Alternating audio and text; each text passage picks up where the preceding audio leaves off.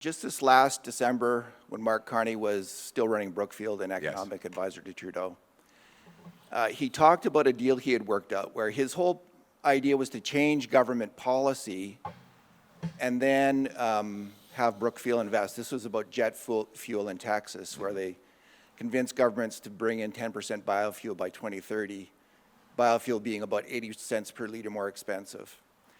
So he is both advising, and then his company is signing a $1 billion deal to profit.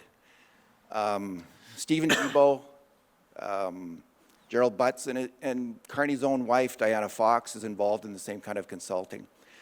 What kind of impact has this kind of way of doing business had on the Canadian people and on the Canadian economy?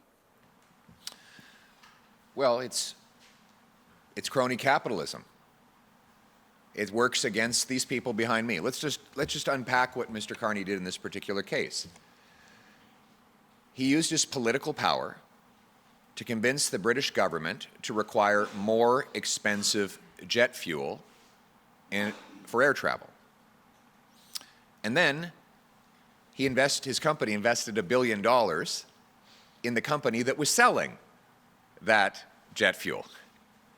So if, God forbid, a family like the people behind me here want to take their kids on a vacation somewhere, they have to pay higher airplane ticket prices to fund this more expensive jet fuel so that Mark Carney's $1 billion investment can pay off. Mr. Carney is not a businessman. He is a political grifter who has used his political influence to turn decisions that profit his company at the expense of workers and seniors. And that is exactly how he would govern the country. While he was Justin Trudeau's economic advisor, he went on the record saying that he thought there should be more inflation. He thought it would be good if there was more inflation. Well, it turns out Brookfield, his company, profits from inflation.